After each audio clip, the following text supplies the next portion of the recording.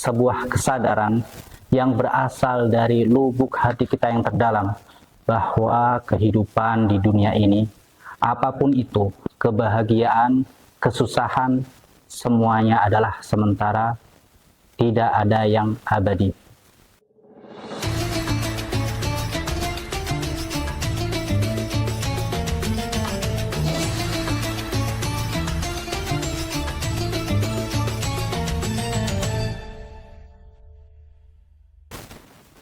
Assalamualaikum warahmatullahi wabarakatuh.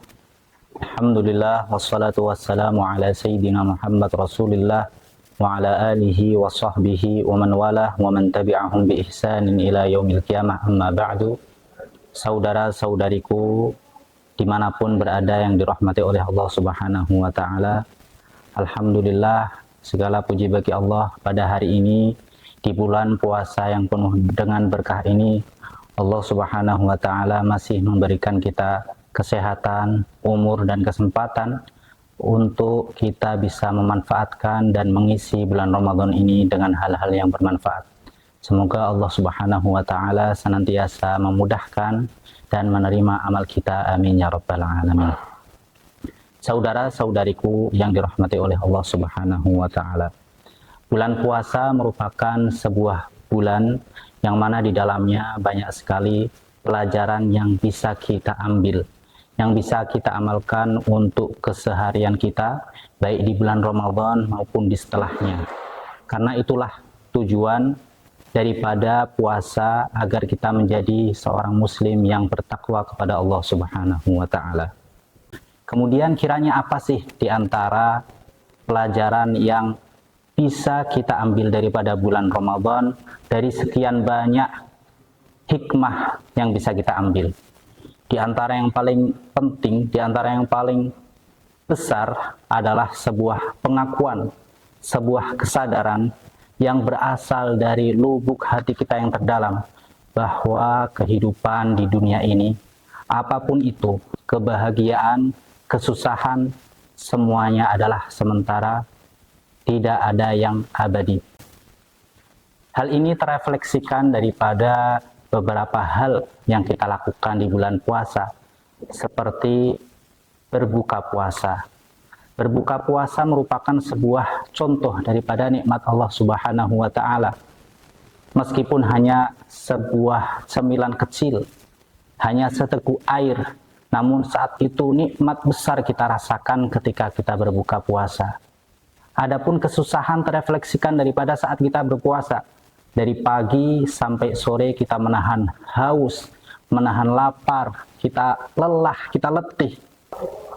Tapi ketika kita berbuka, semuanya sirna. Nikmat besar datang daripada Allah Subhanahu wa ta'ala kepada kita semua. Saudara-saudariku yang dirahmati oleh Allah Subhanahu wa ta'ala, dari poin yang tadi sudah saya jelaskan, kita bisa mengambil bahwa kehidupan di dunia ini, kebahagiaan maupun kesusahan, semuanya adalah sementara. Jadi orientasi yang harus kita kedepankan adalah akhirat. Itulah yang dijelaskan oleh para ulama. Jadi semisal ada yang bertanya, kiranya apa yang harus kita lakukan untuk mengarungi kehidupan di dunia yang sementara ini? Para ulama menjelaskan adalah kita harus menjadikan akhirat sebagai orientasi hidup kita. Kita harus meletakkan akhirat di depan kedua mata kita. Rasulullah Shallallahu Alaihi Wasallam bersabda dalam sebuah hadis yang diriwayatkan oleh Al Imam At-Tirmidzi dan juga Imam Ibnu Majah. Al-kayyisu man dana nafsahu wa amila lima ba'dal maut, wal ajizu man atba'a nafsahu hawaha wa tamanna 'ala Allah. Orang yang cerdas adalah orang yang bisa menundukkan nafsunya dan melakukan kegiatan untuk kebaikannya setelah mati, yaitu akhirat. Adapun orang yang bodoh, yang lemah, adalah orang yang mengikuti hawa nafsunya dan berangan-angan tentang urusan dunia kepada Allah Subhanahu wa ta'ala. Saudara-saudariku yang dirahmati oleh Allah Subhanahu wa ta'ala, para ulama menjelaskan bahwa ibadah itu ada dua macam. Yang pertama adalah ibadah mahdhah, dan yang kedua adalah ibadah ghairu mahdhah. Ibadah mahdhah adalah ibadah-ibadah yang nampak secara indrawi bahwa itu adalah ibadah. Ibadah mahdhah ini terbagi menjadi dua, yaitu ibadah mahdhah fardiyah dan ibadah mahdhah ijtimaiyah. Ibadah mahdhah fardiyah adalah ibadah mahdhah yang sifatnya individual. Contohnya adalah ketika kita membaca Al-Quran, ketika kita sholat, ketika kita berpuasa, dan seterusnya. Adapun ibadah mahdhah ijtimaiyah adalah ibadah mahdhah yang sifatnya sosial, seperti ketika kita berinfak, berzakat, bersedekah, wakaf, dan seterusnya. Dan yang kedua adalah ibadah ghairu mahdhah. Ibadah ghairu mahdhah adalah ibadah-ibadah yang secara indrawi bukan ibadah, tetapi ternyata kalau kita niatkan ibadah tersebut dengan nilai-nilai ibadah, maka akan dicatat oleh Allah Subhanahu wa taala sebagaimana ibadah. Sebagaimana semisal kita bekerja, kita berolahraga, kita beristirahat, memasak, dan seterusnya.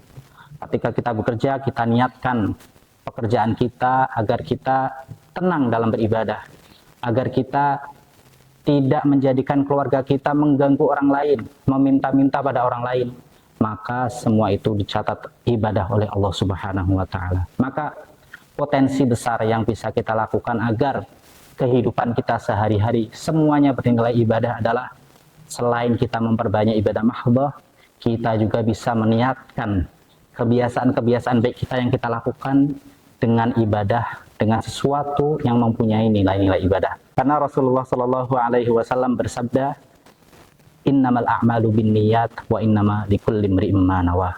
Segala sesuatu itu tergantung pada niat, dan seseorang itu tergantung pada niatnya. Saudara-saudariku yang dirahmati oleh Allah Subhanahu wa taala, di ujung kultum singkat pada hari ini, marilah kita bersama-sama berdoa semoga kita bisa menjadi seorang muslim yang bertakwa sebagaimana tujuan utama dalam puasa ini. At-taqwa, Al-Imam Ali ibnu Abi Thalib menjelaskan, at-taqwa hiya al-khawfu minal jalil, takut kepada Allah Subhanahu wa taala, wal amalu bitanzil, dan mengamalkan isi daripada Al-Quran, ridho qalil, ridho terhadap rezeki yang sedikit yang diberikan oleh Allah Subhanahu wa taala, wal isti'dad li yaumir rahil, dan persiapan